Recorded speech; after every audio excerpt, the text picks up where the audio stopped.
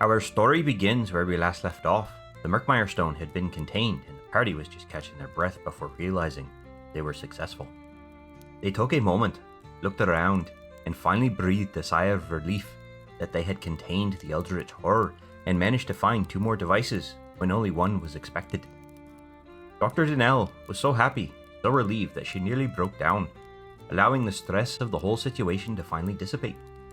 She took a moment to collect herself and then started to hand out the promised coin she could spare to the party.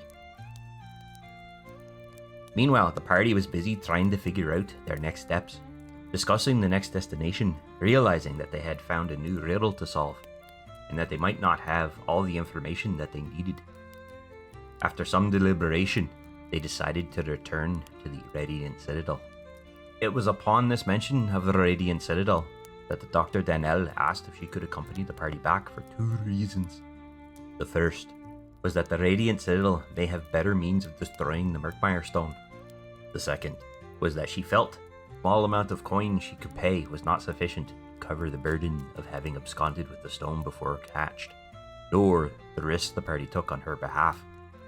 As a result, she offered her services as a researcher should they feel the need.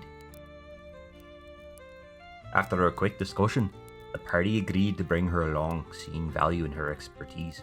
She quickly borrowed the fighter and rushed back to her place of residence to collect many things she felt might be useful in her new task. She pulled out another sack, and before long, most of her things were stored within it. While the bag seemed to stretch outward as more of the things were added, it did not seem to grow any heavier. Not long after they'd returned to the ship and raised the platform used to board it, several dozen guards could be seen pouring out of the city. They were still quite a ways off, and the ship began to lift off the ground, quickly rising in the air before the guards reached the field where the ship had rested. The party breathed another sigh of relief and focused on the journey ahead, having managed to have gotten away. As the Voidpiercer lifted off from Exandria's surface, a strange, almost tangible stillness filled the air. The atmosphere, once thick with tension, now carried an odd sense of release, like the world itself was exhaling after holding its breath for too long. Rising through the sky, the planet's curve became visible beneath the ship's hull, clouds stretching in soft ribbons over a world that had only recently teetered on the edge of catastrophe. Yet, whatever great upheaval had been holding had seemingly passed. There was no lingering dread, no gnawing sense of unfinished doom, only the quiet hum of the arcane engines and the gentle pull of gravity giving way to open space. Then, as the Spelljammer ship crested the upper atmosphere, Ruidus came into view, where the moon had been unnaturally fixed in the sky. Tethered by the arcane forces beyond mortal reckoning, now it drifted freely in its internal orbit. The bridge of magic that once bound it was gone, and in its absence, the Crimson Moon looked almost peaceful, its eerie glow no longer a symbol of looming disaster, but simply another celestial body moving as it was always meant to be. The Voidpiercer sailed into the void, leaving Exandria behind, a world changed but not broken. For the crew, there was no grand revelation, only the subtle, unspoken understanding that they had departed a steadier world than when they had arrived. All eyes turned unconsciously towards Captain Calith Varnax as she stood at the helm of the Voidpiercer, her sharp, draconic features bathed in the soft glow of the ship's arcane controls. Her crimson eyes lingered on Ruidus as it drifted freely once more, untethered, as it should be. She exhaled through her nose, a slow, steady breath, her wings shifting slightly as if shaking off some unseen weight. "Well, I'll be damned," she murmured, her voice just loud enough to be heard by the crew nearby.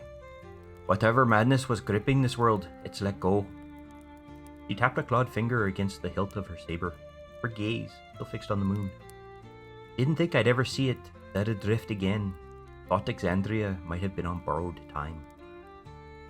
Her lips curled into her wry smirk, though there was something almost reverent in the way she watched the Crimson Moon return to its natural place in the sky. Someone down there pulled off a miracle.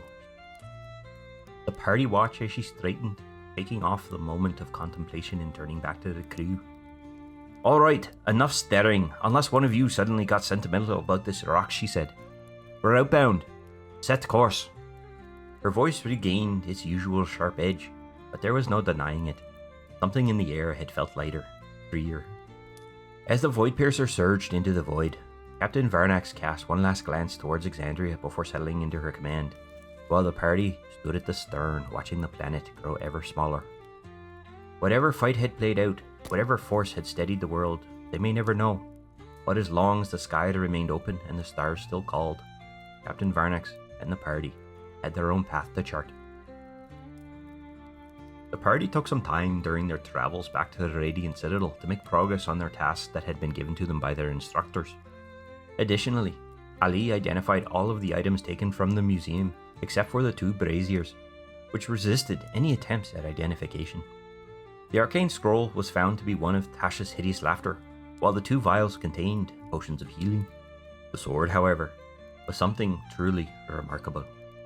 A relic of devastation and a whisper of things to come, it was found that the sword was made of fused obsidian and adamantine. Its surface was as dark as the void, streaked with ember-like veins that flickered faintly as if breathing. The hilt, fusion of artistry and forgotten power, or intricate obsidian-threaded leather and a claw-shaped crossguard of black adamantine. A sapphire gemstone at the base of the hilt shimmered with shifting shadows, and when drawn, it released a faint, exhaled breath. The sword was given to the fighter, and it was a weapon both powerful and foreboding.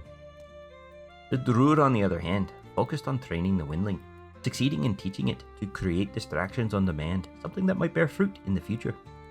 And the fighter did his best to learn everything he could about how to fly one of these Spelljammer ships, in the hopes that he might actually gain one of his own in the future. The voyage through the Astral Sea led them back to the Wild Space region, where they had encountered the Maelstrom when exiting the Radiant Citadel. It was a spiraling storm of energy that breached the boundary between realms.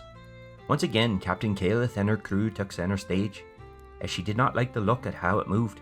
Normally controlled chaos, the storm now writhed, shifting unnaturally. As the ship breached the ethereal plane, violent shockwaves struck it.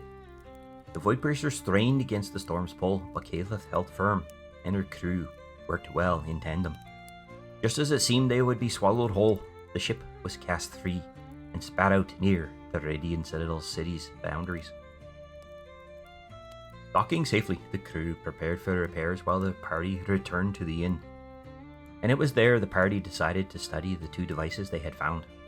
The first one they studied was the one that seemed very dormant. Although they found no way to open it, they did find that it would accept additional stones at the base sphere.